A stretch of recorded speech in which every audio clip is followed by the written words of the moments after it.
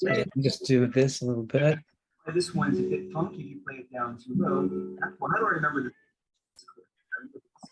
That's pretty good. Yeah. On the second, give a step below where you're first. Little things that might help you out if you want to try to jam it. Based on this. Is anybody here not in the U.S.? There's Europe. Yeah. We don't play it down too low.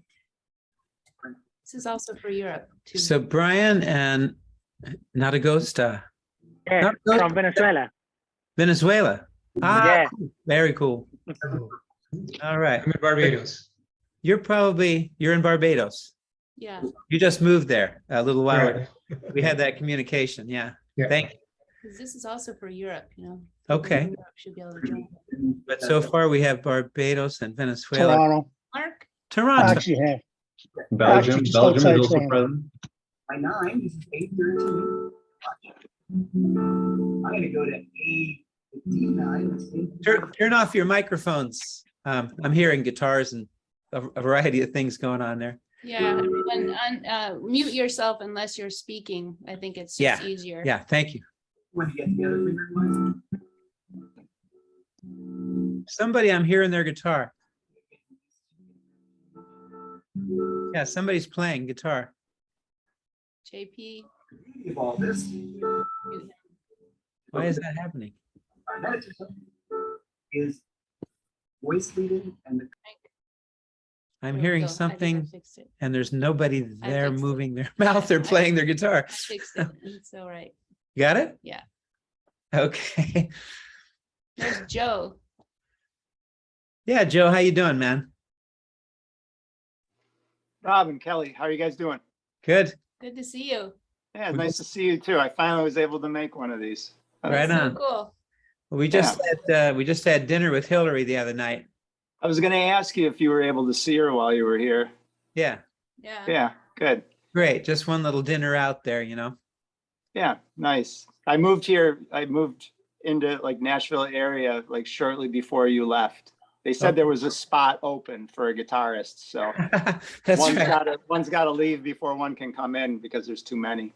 So Well, yes, that for a brief moment there were 1,321 guitar players in Nashville. right. No, 1,351. You know the song Nashville Cats? No, I don't think. Yeah, it was the guy from the Lovin' Spoonful. In fact, it was the Lovin' Spoonful. I'll have to look that Nashville up. Cats. They's playing since they's babies. It says Awesome. there's 1,352 guitar pickers in Nashville. That's one of the lines, you know. So there Okay, I'm looking 1,300. that up after. Awesome. All right. So, you know, I'm just going to do this. Yeah, Can I have my guitar back? Yeah. Yeah, just because I was playing the guitar a little bit before I got on board here. I brought the SG. I don't know how many of you are involved in the vote. But we asked, you know, Les Paul or SG. So I'm playing, you know, in San Francisco next week, and I can only bring one guitar because we're moving shit to France still, you know, just haven't send it away. So I brought the SG. But I was playing something. It's like, you know, people always wonder, how do you use those scales in a blues? You know, how do you use like diminished scale, whatever it is, you know? So I just played this thing, and it's a use of the whole tone scale, right? Kind of in the way that I would do it. I mean, I'm not the only one who would do it, but I was just kind of playing a vamp like this, just E7 to A7, right? And so I played a riff. I just went, I go 1, 2, 1, 2, 3, 2. See. Right. Oops. So 1, 2, 3. 1, 2, 3. That would be the downbeat. 2, 2, 3. Ba-do-do-do-do-da. Okay, that's where my E would be. 1, right? So I'm playing an E to A. And then whole tone scale. I can hear somebody's guitar. I can hear that. Yeah, just mute your mic. Right, so it's a 1, 2, 3. I got no amp. My energy's up. Right, so if we're going E, A, E, A, da do do da da do do do do do do do, and then I wind up on the third of A.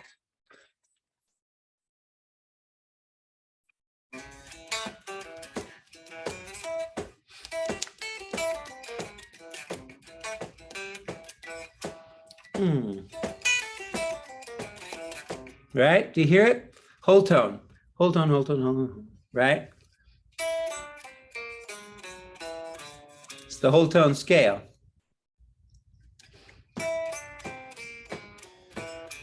And wind up on the third of A. Right?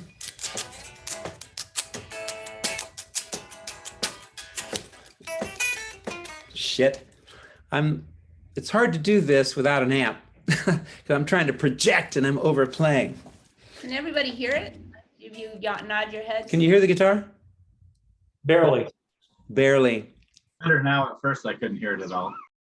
So the lick goes da do dee da da da, pentatonic, right? Da do dee da da da do da da da da da.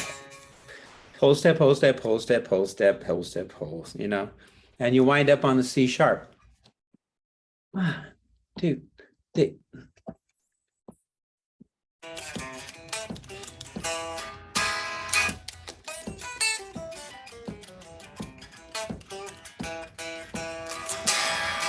Right?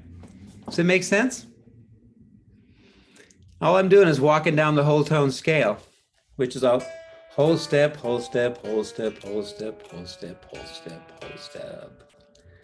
Da, da, da, da, da, da, da, da. And wind up on the major third. Go toward you.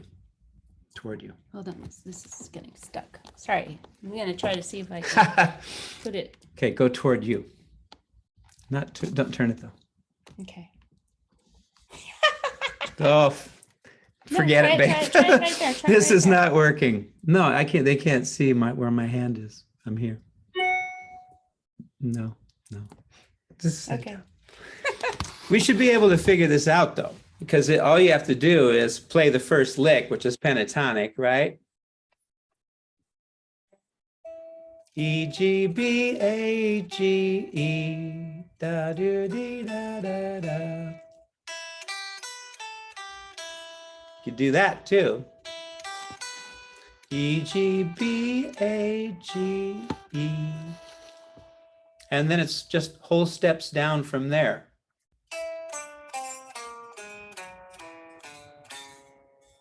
To the third of A. 1, 2, 3. That's something that I would do, just very spontaneously. The whole tone scale, when you start on the whole tone, you're starting on the E, correct? Yes. Okay. Then whole steps down to the C sharp, which is, like when the chord goes from E to A. Sure. This was just sort of a spontaneous moment. I was just fooling around on the guitar and I thought, okay, this is probably a pretty good example of, I'm always saying triad scale, and this is pentatonic, straight up blues lick, do do dee da da da, right? Do dee da da da do do do do do do do do, C sharp. And there's your jazz lick, there's the use, a use of the pentatonic of the whole tone scale to get from one chord to another.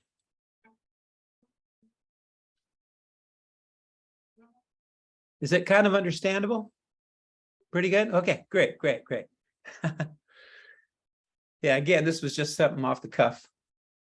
Toss it out there. May I ask a question that's related to that? Please. Kind of related to that.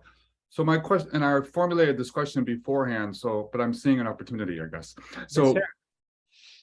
when you approach the, like, say, half tone, whole tone diminished, do you take care to hit chord tones on the strong beat? Is that something to think about? Yeah, I think that happens kind of naturally. Yeah.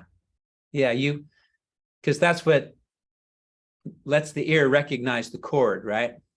Right. If you hit the flat 9 as the first note on that, it really makes a statement, right? And it's almost like too much of a statement, perhaps. Yeah, I would agree with you there. And that is, like that's like Miles Davis, would, he would do that. That was like part of his style. And he would just stay on it. Like that. It was like, get used to it, take it or leave it, bold.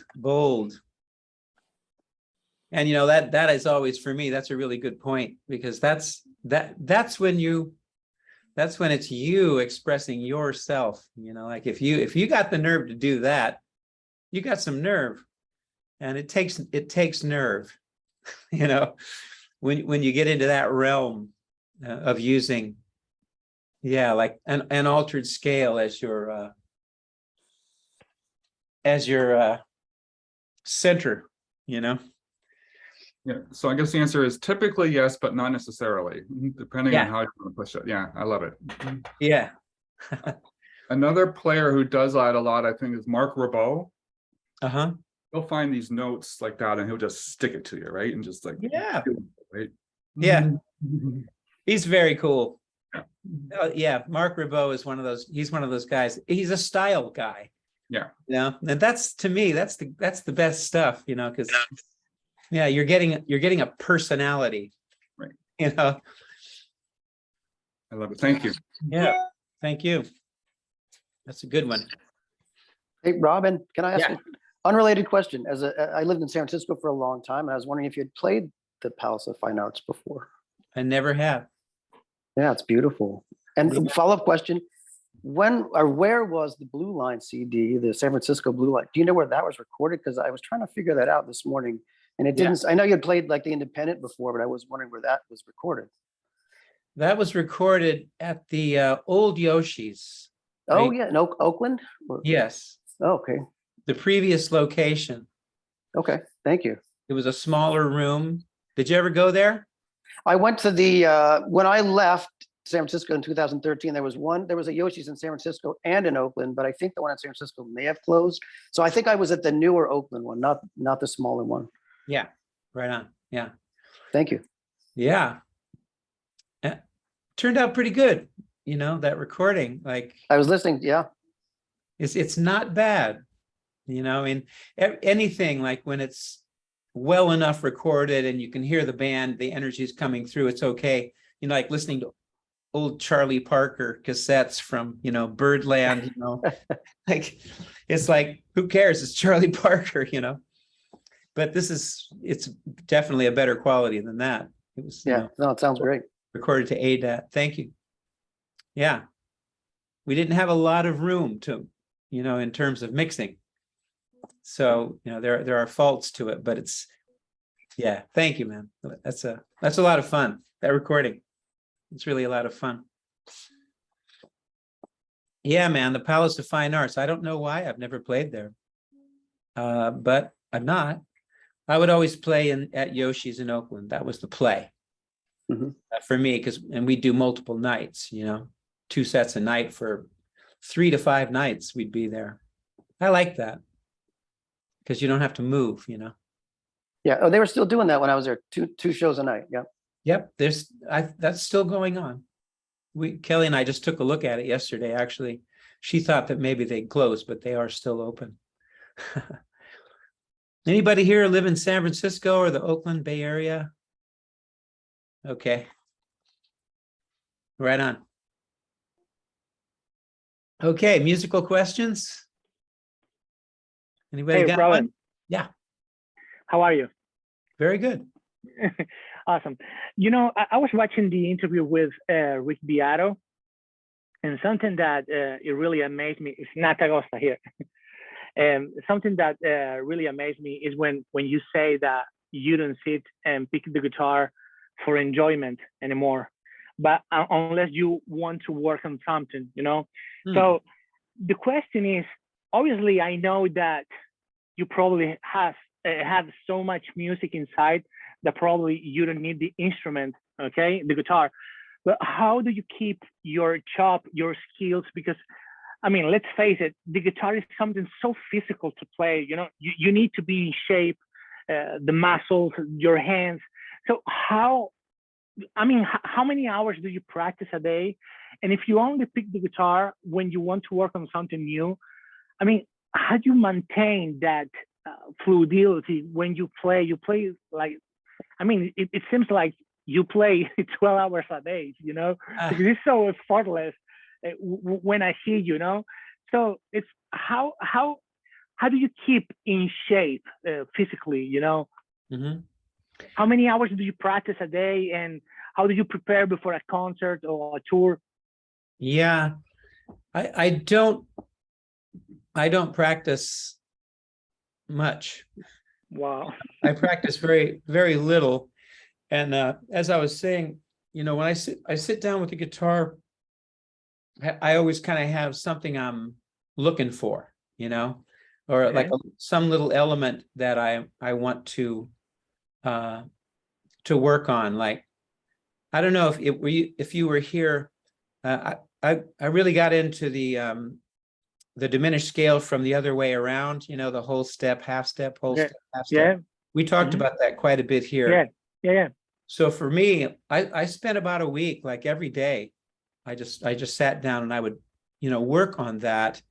But it wasn't so much like I don't exactly work on technique very much at all. It's more just like learning the scale all over the guitar, you know, and finding, you know, where it lands. If I haven't even really gotten into it as like an altered, I don't think it is an altered 5 chord. It's kind of interesting, but I wasn't practicing it as like use an altered scale to go to another chord, right? That's generally how altered scales are used.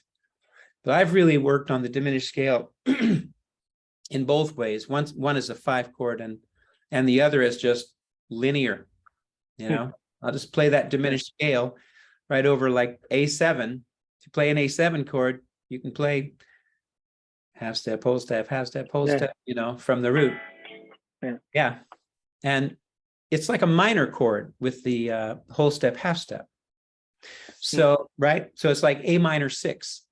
And you know, whole step, half step, whole step, half step. It's like a minor chord instead of a like A7, it's like A minor 6. Anyway, all this to say that what I do is I just familiarize myself with scales and chords. It's like for me, it's just knowing, you know, learning the fretboard, you know, knowing how this stuff comes out. So, and I will practice still a little bit of like back and forth picking technique. I'll fool around with, you know, maybe using pull-offs a little bit more than I have been, because I really got into back and forth picking for a while. So I go through phases, you know? Yeah. And I'm not as fast as anybody. Like everybody plays faster than me. That's how I feel. I can. But you play music. Yes, that's how I feel. Yeah. Thank you. Yeah. Bursts of speed, but it's more about singing a song or expressing something. Well, you know, even though you think that you are not technical, the thing is that probably we are used to use the word technique as being fast.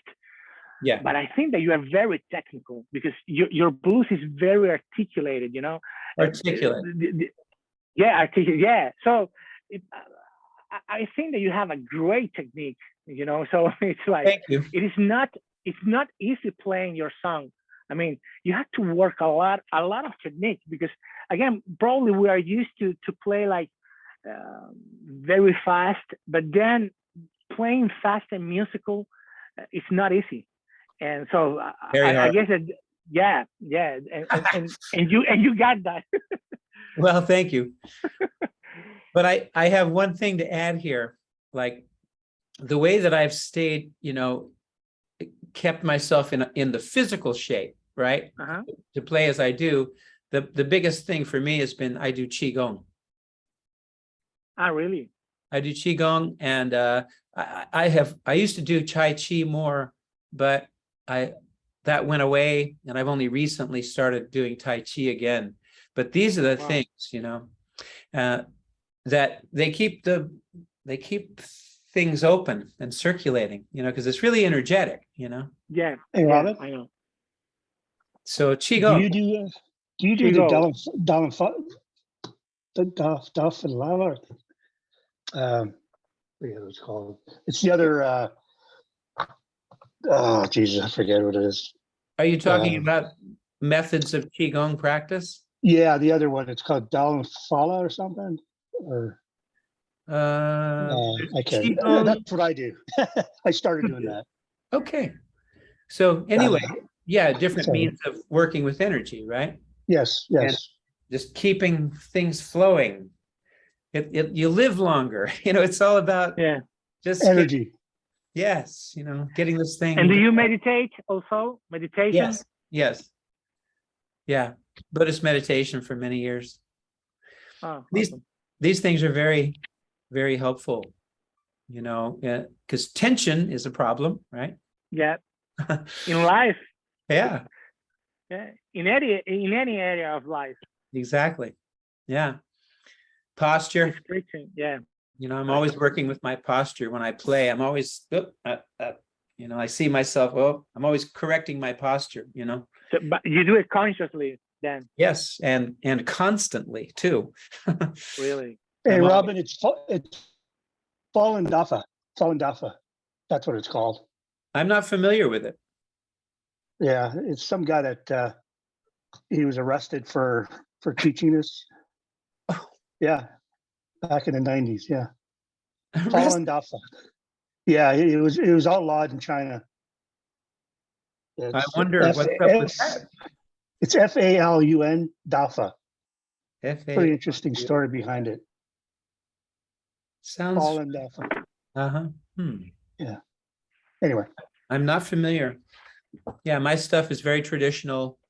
I think Yang style Tai Chi. I think it's called. And the Qigong that I've learned, I learned primarily from. There's a guy named B.K. Francis, a Westerner. Bruce Francis. And do you practice every day? Every day you practice that? Well, if I can, like it won't happen today, I don't have the time. I'm in San Francisco in the city, in a hotel room. And Kelly and I are driving up to Northern California to visit my family today. So, I do it when I can. And especially when you're on the road, it's very hard to do. And you want grass and trees and, but sometimes just in the hotel room, but yes, I do it a lot. I used to do it twice a day, yoga, meditation, all these things, like daily. Wow. Discipline. But the road makes everything difficult, because it just breaks up your routine. Yeah. I don't recommend it.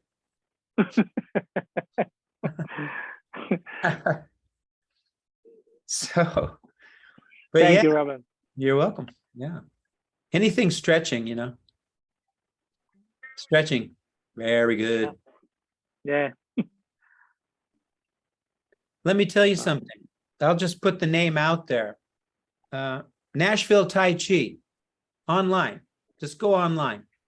Nashville Tai Chi. The guy's name is Ryan Black, and he's just beautiful. On YouTube. Well, I don't think he's on YouTube. But doesn't he have videos? Not on YouTube. Oh, okay. No. Tai Chi. He was teaching online a lot. So if you go to his website, you can get the videos. I don't know. They haven't tried. I mean, he was sending them to me because I was his student, you know. But Nashville Tai Chi, Ryan Black, check it out and see. Now, I say this because he taught me a tendon qigong, right? So it's a way of working with your tendons, getting things stretched out, you know, bringing energy into the body, and you know, like things like this, you know, where you're working with your tendons, you're working with your fascia, and you're drawing chi into your body as well. And you know, who knows? He might, you know, be willing to send people videos or something. Awesome. But Julian, did you have a question? I always have questions, but I'd rather let other people go ahead. Okay. I just saw your hand. I thought you were kind of like, Oh, I was doing what you were doing, oh, stretching my tendons. Yeah. How it felt. yeah, like if you just like draw it, like kind of breathe in like this, draw energy up, out breath, and you really twist them. They say 70% rule, you know, don't go too far, you know, with that twist, and bring it back in. Even Dr. Wu, like he when I first learned from him, he just said, just do this 30 times. And you can tell you're working with your tendons, you know, between your elbow and your wrist, you know. That's the only thing he gave me. I never understand why he didn't give me a little more in the tendon department. But Ryan, you know, like there's like 5 different, you know, twists, you know, that he has. And that one alone, like, you know, just breathing in.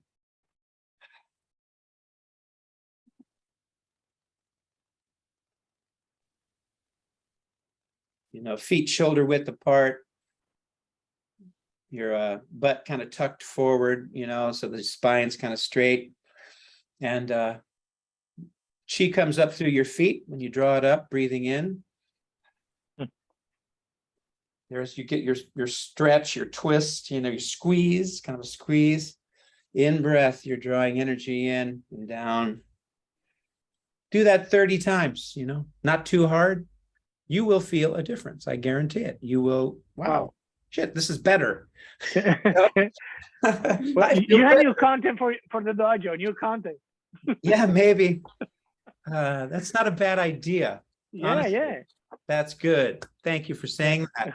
Why not? Yeah, why not? Tendon qigong. Shit. Yeah. It's fucking great. Pardon my French. I'm kind of excited about that, you know. Yeah, awesome. I don't think of myself as a teacher of qigong, you know, but this is so easy, you know, and so direct. It's great. Yeah, awesome. Thank you. Thank you. Very cool. Thank you. I heard something interesting the other week. Is this Brad talking? Who's Mark? Where are you? Yeah. Raise your hand. Oh, there you are. Yeah, I heard something interesting the other week. It was Justin Sanderco. He put something on YouTube. I can't remember what it was called now. It was before you start like playing the guitar or learning something new, to sort of try and get the brain working. And he tries standing on one leg, he was saying, because then it sort of like stimulates the brain. There is a particular name for it, and I can't think what it is now. But I haven't tried it yet. I've got bad legs anyway, so you know, that rules me out on doing that. So that's really good, though. What that makes me think of, Mark, like, and I can't remember. It was referenced in something else that I was reading, but it went back to the Bhagavad Gita, I think. And there's like, you know, I mean, this is all happening, you know, kind of God realmy kind of situation, you know, but. You know, this guy's he had the notion that he should stand on his head in order to understand his teacher better, right? So it's blood to the brain. You know, it's very simple. It's just blood to the brain, man. You know, standing on your head is a really good thing to do for your brain. You know, I love that shit. But it's perfect. It's exactly right. You know. another quick question, if you don't mind, please, Robin. I noticed on your PRS, you've the strings are overwrapped on the bridge. Yeah. Do you notice it? Does it seem to make a difference, overwrap as to strung through or not? Do you think it? Well, it's the same as this, right? I mean, this. Yeah. So it's a wraparound. Yeah. And you start in there and come around this way. Yeah. And it's always been my favorite sounding bridge. I think I like the sound of it better than, the stop tail piece and the standard kind of thing. Right. Okay. Yeah. So it's a preference, it's not necessarily for everybody, and it changes the tension. So you have to be ready for that, Yeah. But I also played the Telecaster, which it's kind of a wraparound, right? You're through the back and over the. Yeah. So, maybe that helps me, feeling good with the wraparound, but the wraparound kind of went away, right? Like that's what you found on early Les Paul's gold top. And then they went to the stop tail piece, and that became the shit, 335 and all of that. Yeah. But I just like the sound better. It feels a little different, for lack of a better word, but I just like the sound better. Hey, Brad, did you have a question or something there? Yeah, I just I discovered you in 1991 when that Talk to Your Daughter album, I think, came out around there. Yeah, Talk to Your Daughter was released in 1989. Or in 89. I discovered in 91. Uh-huh. And wow. And then I'm actually a saxophonist, and I took up bass a couple of years ago. Yeah. But the stuff you did with oh geez, now I just forgot singer when you were playing the big hollow body guitar. Jimmy Witherspoon. Jimmy Witherspoon. Wow. And I guess I've been attracted to your playing because you sound like a horn player. Then I found out you started on saxophone. Yes. Also played a bit of bass. Yep. Then the stuff with Miles. And what I wanted to know, you played with Bob Berg. Well, Bob Berg was the tenor player when I was with Miles. Yeah. Wow. How was that? Oh, Bob was beautiful, man, I really miss him. What a great player. And it was, one of the fun things about someone like him. He had tenure, he stayed with Miles for quite a while, right? And I was with Miles for like 6 months. I quit, and he was pissed off at me, but he forgave me. But the situation was such that I just didn't, the band wasn't treated well by the management, and Miles didn't want to know.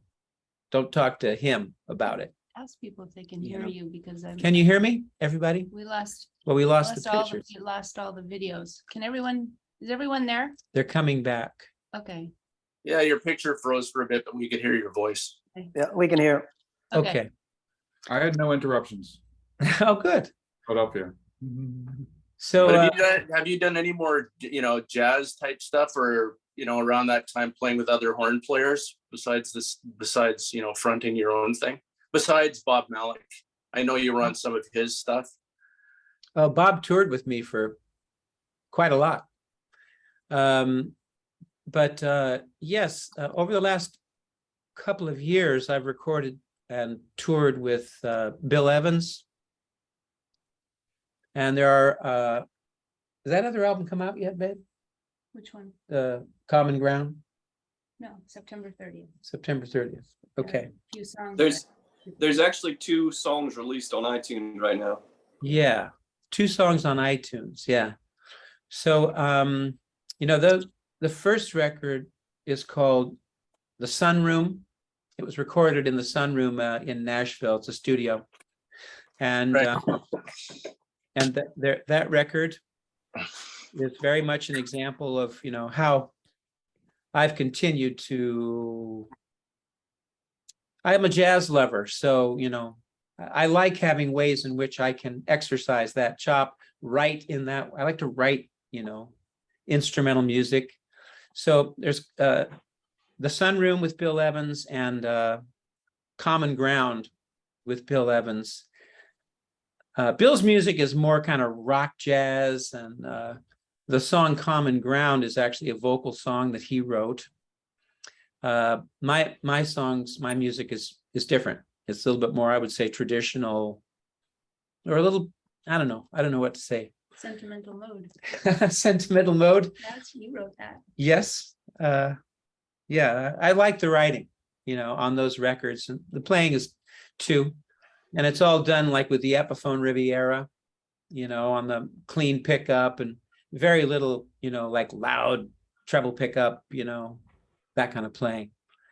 More hollow, woody sound. And I love that. I love playing that way. And I think you're one of the few people that they allow to play like just straight ahead shuffle, just laying it down blues, and then the next tune you're doing kind of a fusion-y thing.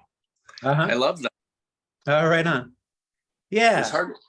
I love how the albums are kind of like albums were 20 years ago, 30, were different styles within the album. I love that.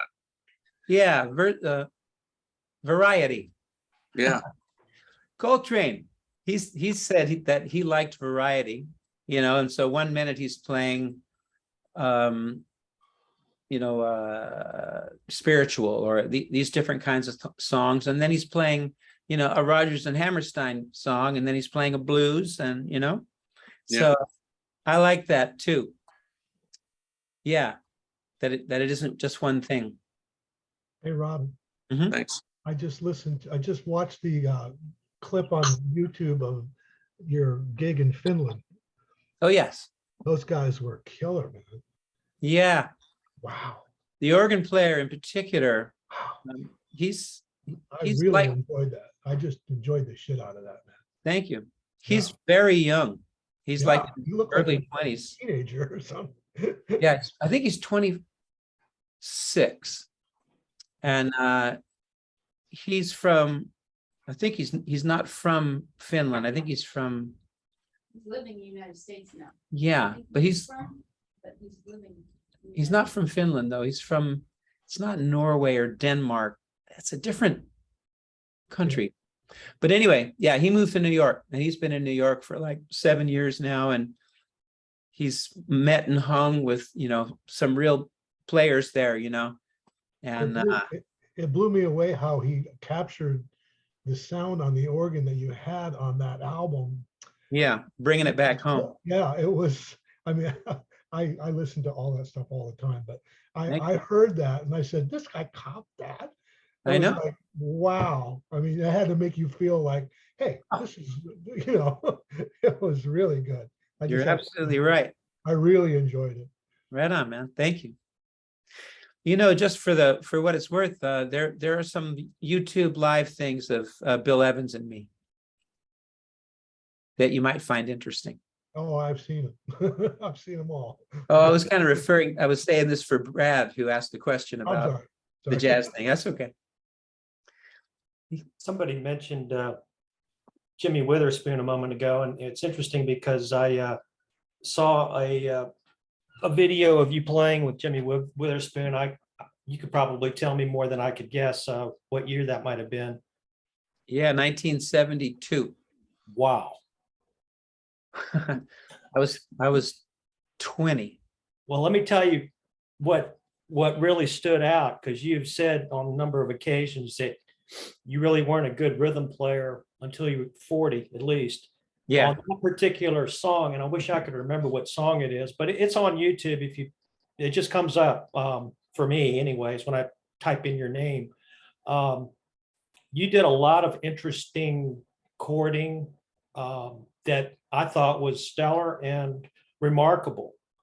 And I wish I could remember the song. There's probably like a couple of videos, because I can't imagine you did all that much with it. Was that like a one-off, if you remember, or what? The gig that you played with him, was that a one-off, or did you tour with him or Jimmy Witherspoon? Oh, yeah, I was with him for 2 years. Oh, okay. I didn't know that. I'd never heard of the man. I'm sorry. It just came up. So You never heard of Jimmy Witherspoon? I'm sorry. That's okay. A lot of people haven't, man. He's one of those guys that, I think he was kind of hot for a minute in the 50s, but he just, he wasn't like Joe Williams, or some of these other guys. But McCoy Tyner played with Jimmy Witherspoon for a little while. How about that? Yeah. But Spoon, he was my favorite blues singer, and I was just a baby anyway. I first heard him on a record that I just bought to learn. I didn't know who he was, and I just loved it. The record, it's actually out there. It's called Spoon and Groove, or Groove and Spoon or something. It's Groove Holmes and got my cell phone there, but Groove Holmes and Jimmy Witherspoon. I'm going to make sure of this.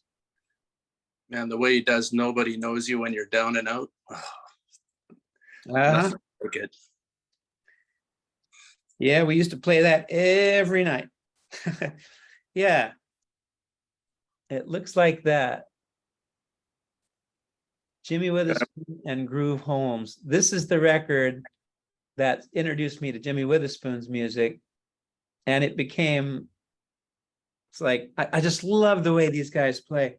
I mentioned this record to Spoon when I started working with him. He goes, "Worst record I ever made in my life." I was drunk, man. And if you listen to the record, like, you can tell there are parts of the record he sounds just fine, as the record goes on. You can tell he's hammered, But the version of "Going to Chicago Blues" on that record is just, there isn't anything I love in music more. It's got this very cool, funky guitar solo, great tenor saxophone player. It's swinging, so cool, and it's just great. I mean, that's the stuff that's deep inside here, like I get chills thinking about it, Whew. I must have been 14 when I heard that record. Okay, CSAHS. Sorry, that's not my actual, that's not my name. That's just the company sort of Zoom account that I'm working with. Well, that's good, because no one would be able to talk to you. No, exactly. No, I think we had this conversation once before. Yeah. Go ahead. What is your name? Sorry, Chris. Okay. Yeah. Just a quick question, actually. I'm wondering if you have any recommendations about that. This is following up on somebody else's question. I also watched the show on YouTube, the one in Helsinki. Or no, it wasn't Helsinki. It was in Finland, though. And loved every minute of it. And I'm wondering sort of if you can recommend sort of any other albums that would be sort of in that vein and sort of with an organ, guitar, blues, sort of with jazz sensibilities in it. If there's anything out there that, kind of is in that vein that I could maybe listen to more. Well, most of that music was from my record, Bringing It Back Home. I have that one. Yeah. But yeah. Okay. I haven't heard anything else quite like that. Yeah. But this Jimmy Witherspoon record, it is. Okay. I'll have to listen to that. The one that you're on with him. No, I'm not on it.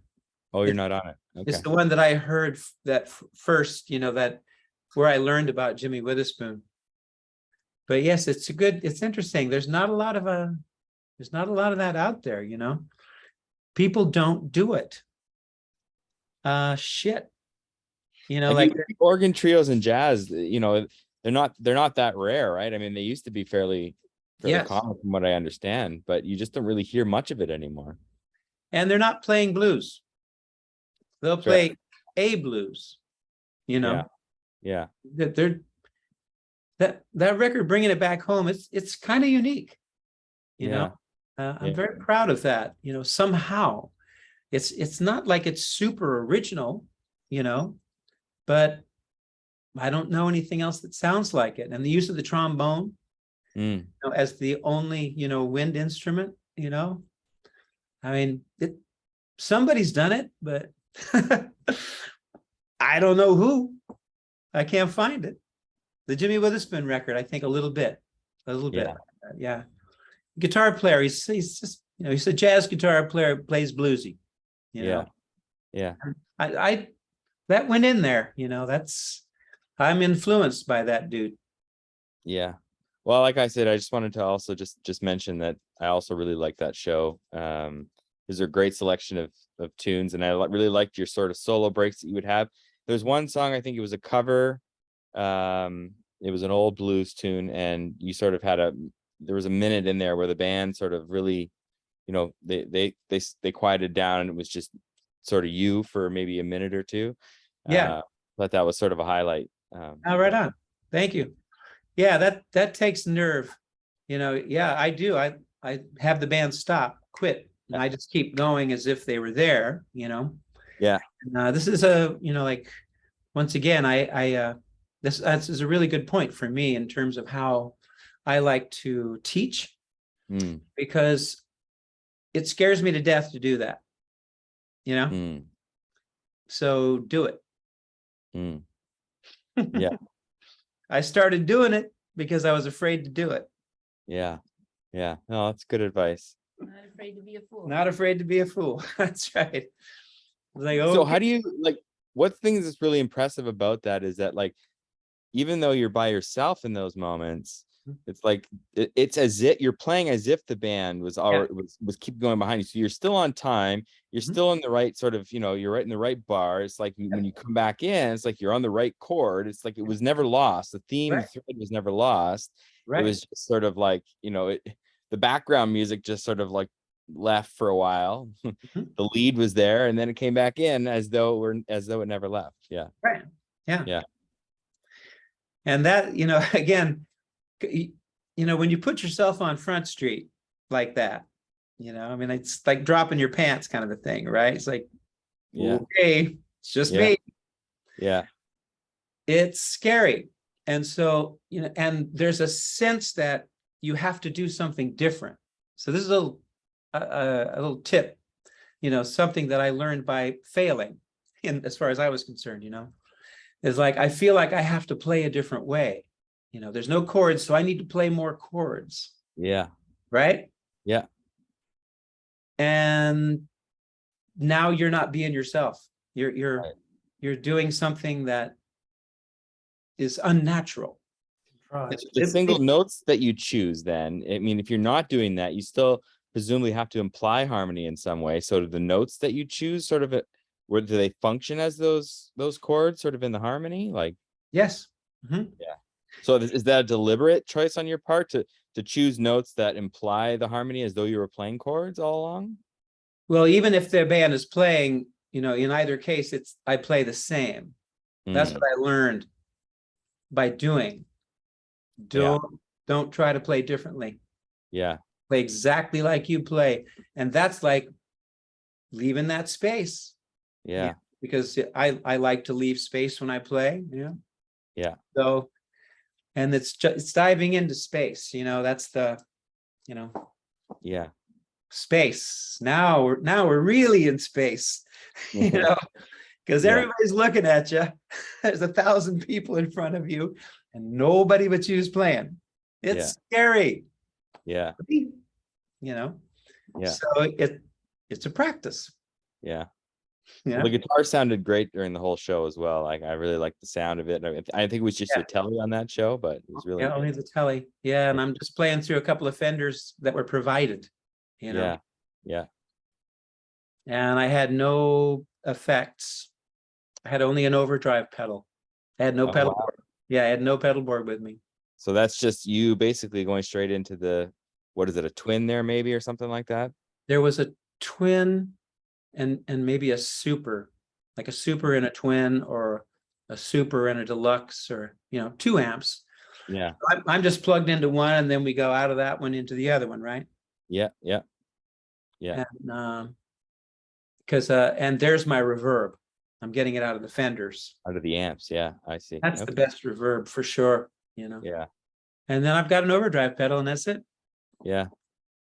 That's remarkable. In today's day and age, when you see these massive pedal boards, right? It's just, it's the simplicity of it. You can't replace good notes, I guess. Yes, tone, Yeah. feel, groove, the real shit. Yeah, exactly. Good notes. Yeah. Thanks for that, man.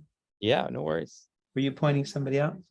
Okay, we thought somebody was about to ask a question there. So, Kara, how you doing, man? Oh, I'm doing fine. All right. What's going on with the music? I've just been trying to learn and practice as much as I can. Right on. I went through and watched just about the entire Ground Path Fruition True Fire last week. Wow. Thank you. Just learned a lot about your history, which I thought was really interesting. All right on. I think one of the things I took away the most out of that was, it might not have been that one, it might have been another one, but just you talking about playing, you just mentioned it, just be yourself when you're playing. Yeah. Try not to, you don't have to emulate anybody. I mean, you learn from other people, but you don't have to sound like anybody else. You just be who you are. Yeah.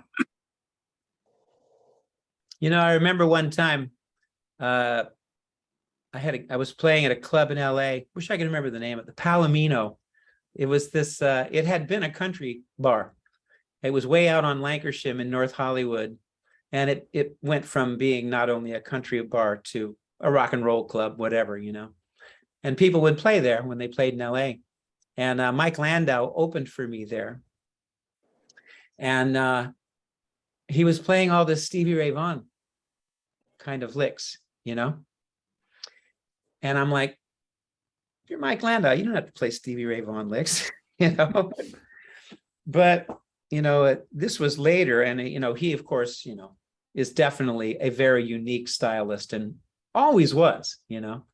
But he said to me at one time, and this was not in reference to it, we weren't talking about that or anything, but he said, you know, man, I'm just like a sponge. You know, I listen to something and I just take it in and I just start playing it, you know. So he went through a Stevie Ray Vaughan phase, you know, and he got whatever he got out of playing like Stevie Ray Vaughan. And it just, you know, he does never sound like Stevie Ray Vaughan anymore. It was just a phase. This was quite a long time ago, but, you know, he was already a very badass developed guitar player even then, you know. How many years ago? I hate to even say. And he continues, you know, to be stellar. But it's kind of interesting. You know, you go through a phase of kind of taking in what somebody has to, you know, you can learn from, and then you just kind of let it go, right? Just let it be there, but you keep going forward. I think you froze. No, I'm just really still listening. Okay, you were looking at that thing there, yeah. But I found that very interesting because I can honestly say I think Mike is my favorite living guitar player, Mike Landau. Mike Landau, Kurt Rosenwinkel, you know, in the jazz vein.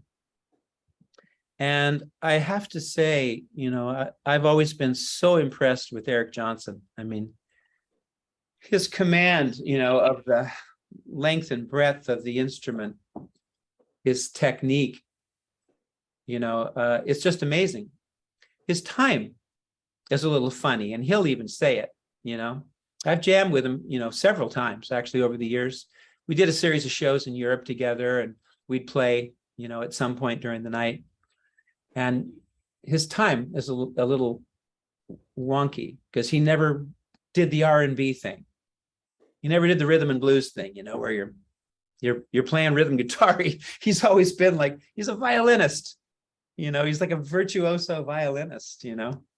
So he never really developed that kind of you know, coming from underneath kind of thing. But still, as a guitar player, forget it, you know, insane. So anyway, I put Mike in that, you know, my top three, you know, Mike, Kurt, and Eric Johnson. And I don't listen to any of them. So I don't want to sound like those guys. You listen to somebody, you sound like them, and that's okay for a while, you know, but I'm too old. I can't be sounding like somebody else for a while right now. I've heard that you were sort of primarily, when you listen to music, you would listen primarily to other instruments, whether it be saxophone, Yeah. trumpet, that kind of thing. Yeah. Very so who would you listen to? I mean, as a guitar player, you have to listen to some guitarists, right? Like growing up, I would imagine, or is that maybe how you got such a unique sound in a way, is by listening less to guitarists and other instruments, and so filtering those ideas through the lens of the guitar for you would have been, you succumb to the same cliche licks that every guitar player knows, and from listening to other guitarists play them. Yeah.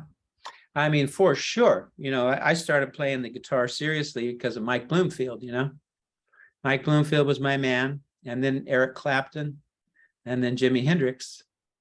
And I would listen to jazz guitar players, but I didn't have a clue what they were playing. I had, no idea what they were doing. So, but when I started to, like study on my own, I got a chord book, and learned the chords. I got a scale book and I learned the scales, that was all while listening to, Wayne Shorter and Miles Davis. And I moved away from the guitar players real early. Honestly, I preferred, the horns. And other than that, B.B. King. But, the jazz isn't there, The jazz isn't there in any of the blues guitar players quite like that, So for me, my interest would, move from blues into jazz, like profoundly for me. But when it came to actually playing music, I like R&B, and I like songs. I like vocal music, I listen to instrumental music, but for me, I developed myself as a songwriter, as a way to grow and write my own music, and my whole style comes out of blues and rhythm and blues, So the jazz comes from listening to, the great jazz players. Are there any jazz guitarists that you sort of follow a lot or listen to at all these days, or is it? And if you're listening to jazz, it's primarily saxophone. I find myself, more interested in the horn players. Yeah. And Herbie Hancock, Keith Jarrett, and their bands, which, there's a tenor player there, that kind of thing. That's what I like. Yeah, a friend of mine, drummer, you may know him, Gary Novak. He was playing with Kurt Rosenwinkel for a while. Yeah. And he said, you should check this guy out a little bit. He's good, and he played the record, and I thought, wow, incredible chops, but it was jazz guitar. Yeah. So, but he said, you want to come out and hear us, because we're at the Catalina in Hollywood. And I'm like, yeah, absolutely, yes. And I went out, and hearing the guy live, wow. Yeah. I'm like, whew, musical, super sophisticated harmonically, I was like, wow, I was really super impressed, That's sort of the way I feel about listening so I like Kurt Rosenwinkel, but my sort of first entry point into jazz, I'm a younger guy, I'm 36. So, I grew up listening to more of the later generation, more of the Pat Metheny's and Mike Stearns, those guys. And so, for me, Pat Metheny sort of has all of those qualities, the harmonic sophistication, but also the ability to take a complex harmonic sequence and then put the most singable, simple melody that you could imagine on top of it. So yes. Uh-huh. Yeah. Pat's brilliant, Yeah. Yeah, Kurt is younger. Yeah. He's definitely younger. And for me, he's got more of that New York style. Metheny's got this like really open, lyrical, kind of heavenly thing that he did, Yeah. Kurt's Western infused kind of, Yeah. And Kurt is just he's more kind of New York. I think of it as that New York harmony. These guitar players, Adam Rogers. Yeah. these guys, you know, they kind of come out of Michael Brecker. Mm. You know what I mean? Yeah. Instead of Jim Hall and Wes Montgomery. Yeah. So they have that kind of more, a little more of an edge. Yes. Yeah. I think that's a good way to describe it. Yeah. Harmonically, there's a bit more of an edge there. There's more sharp turns, so to speak. Yeah. I like that. All right, guys. Gonna have to call it here now because Kelly and I are going up to Northern California even further, visit my family. It's been a lot of fun. I thank you all so much for coming out. And Enjoy your trip. Thank you very much. Thank you. Thank you, everyone. Thank you, guys. Thanks. Being in the, Thank you very much. Thank See you. ya. Thank you. thank you. Next time, See you guys. thank you. And when we get Wow. back to France, I'm going to do the tendon qigong. Yes. I would like that. Awesome. Take care. Bye-bye. Thank you. Bye. See you all. Bye-bye. Bye-bye.